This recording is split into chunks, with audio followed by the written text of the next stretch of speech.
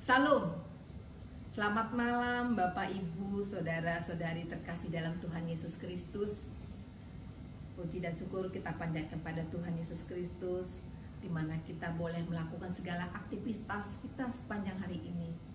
Dan sebelum kita beristirahat, kita rindu mendengarkan firman Tuhan. Namun sebelumnya, marilah kita bersatu di dalam doa. Bapa kami yang bertata dalam kerajaan surga, terima kasih ya Tuhan atas segala penyertaan Tuhan, pertolongan Tuhan di sepanjang hari ini Bapa, sehingga kami boleh melakukan segala aktivitas dan tugas-tugas kami, pekerjaan kami, pendidikan kami. Dan pada malam hari ini juga Tuhan, kami sebelum beristirahat, kami rindu mendengarkan firman Tuhan.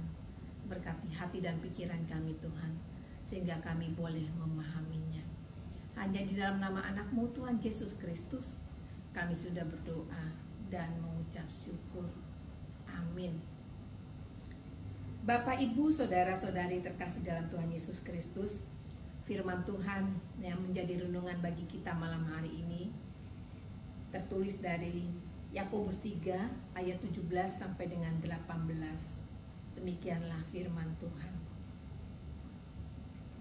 Tetapi hikmat yang dari atas adalah pertama-tama murni, selanjutnya pendamai, peramah, penurut, penuh belas kasihan, dan buah-buah yang baik, tidak memihak dan tidak munafik. Dan buah yang terdiri dari kebenaran ditaburkan dalam damai untuk mereka yang mengadakan damai. Renungan kita pada malam hari ini, saya memilih temanya adalah cahaya hikmat. Definisi dasar daripada hikmat adalah penggunaan sesuatu pengetahuan dengan benar. Dan lawan daripada hikmat adalah kebodohan atau kebebalan. Masyarakat Yunani kuno menganggap hikmat adalah suatu kebajikan yang sangat penting. Begitu juga orang Israel menganggap bahwa hikmat adalah salah satu sifat baik tertinggi. Salah satu sifat baik tertinggi di antara orang-orang Israel, bersama dengan kebaikan dan keadilan. Hikmat ada dua macam. Yang pertama hikmat dunia, dan juga satu lagi adalah hikmat yang datangnya dari Tuhan. Hikmat yang dari dunia adalah seperti hawa nafsu manusia dan juga setan-setan. Kita bisa baca di dalam Yakobus 3 ayat 14. Hikmat dunia menimbulkan hal-hal yang tidak berkenan kepada Tuhan, seperti iri hati, mementingkan diri sendiri, perselisihan, keributan, dan lain-lain. Sementara hikmat yang datangnya dari Tuhan dibenarkan oleh semua orang yang mau menerimanya. Kita lihat di dalam Lukas 7 ayat 35. Dan dampaknya sangat baik, karena mereka menempatkan hikmat di tempat yang paling tinggi. Ini diumpamakan seperti pelita yang selalu ditempatkan di tempat yang tinggi, sehingga dapat bercahaya. Jika kita berbicara tentang cahaya, sudah pasti kita juga teringat tentang pelita yang melambangkan terang kebijaksanaan. Membawa pelita berarti berhikmat dan bijaksana di dalam hidup. Karena penting hikmat dari Allah menyertai kita dalam kebaikan. Namun jangan salah, apakah jika seseorang melakukan kebaikan dia sudah disebut dengan orang baik? Apakah dia juga disebut penuh belas kasihan? Belum tentu. Karena ada juga orang yang melakukan kebaikan karena ada yang diharapkan sebagai imbalan atau agar dia disebut orang baik. dia tidak melakukan dengan tulus hati, melainkan ada hal-hal yang dia inginkan di balik perbuatannya yang baik itu. Ada 7 ciri-ciri orang yang berhikmat dari Tuhan. Yang pertama tadi adalah murni. Murni artinya adalah tidak ada campuran atau tidak terkontaminasi. Dalam ayat 17 dikatakan pertama-tama murni.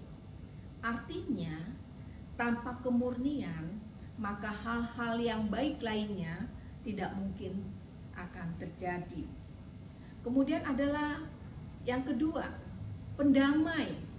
Artinya tidak suka mencari gara-gara yang menimbulkan permusuhan dan tidak mau mengadu domba, melainkan melakukan hal-hal yang membawa damai dan tidak mau membalas kejahatan dengan kejahatan. Yang ketiga adalah peramah.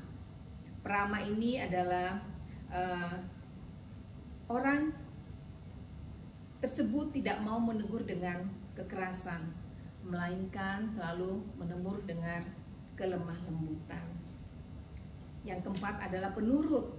Artinya adalah menyerahkan diri pada ajakan-ajakan firman Tuhan, pada nasihat, permintaan yang benar dan juga masuk akal. Yang berikutnya adalah penuh belas kasihan. Artinya adalah sikap orang ini adalah condong pada apa yang dianggap baik dan luhur. Dia suka menolong orang yang dalam kesusahan dan juga orang yang berkekurangan, dan juga dia mau mengampuni orang yang melanggar.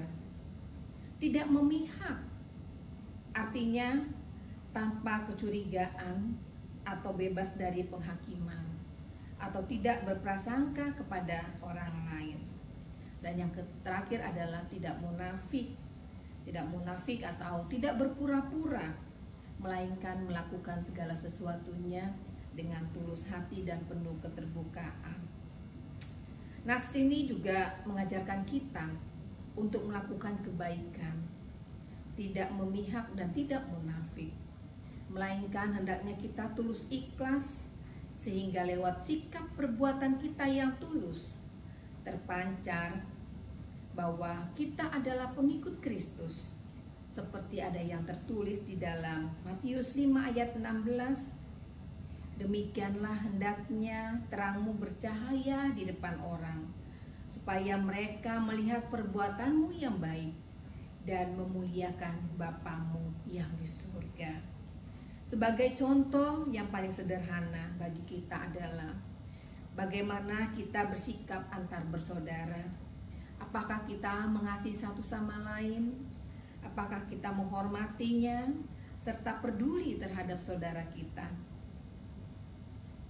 Hendaknya seperti ada yang tertulis di dalam Mazmur 133 tentang persaudaraan yang rukun. Seharusnya kita juga melakukannya demikian, sehingga berkat Tuhan terus mengalir di dalam kehidupan kita. Dan buah yang terdiri dari kebenaran ditaburkan dalam damai untuk mereka yang mengadakan damai. Bagaimana kebaikan yang kita lakukan menjadi cahaya terang bagi orang, itulah yang harus kita nyalakan di dalam kehidupan kita, agar bercahaya dan menjadi kemuliaan bagi Allah. Amin. Marilah kita berdoa. Terima kasih ya Tuhan, buat firman Tuhan yang terus mengingatkan kami Bapa, agar kami senantiasa melakukan hal-hal yang berkenan kepada Tuhan. Beri hikmat yang daripada Tuhan saja ya Tuhan, sehingga kami boleh melakukan hal-hal yang baik di dalam kehidupan kami. Ampuni juga segala dosa pelanggaran kami ya Tuhan, seperti kami juga mengampuni orang yang bersalah kepada kami. Di dalam istirahat kami juga ya Tuhan, hanya kepadamu kami serahkan kehidupan kami. Biarlah istirahat kami senantiasa dalam lindungan Tuhan. Terima kasih Tuhan Yesus. Di dalam namamu kami sudah berdoa dan mengucap syukur. Amin. Baiklah Bapak Ibu Saudara-saudari terkasih dalam Tuhan Yesus Kristus, selamat beristirahat dan Selamat malam. Horas.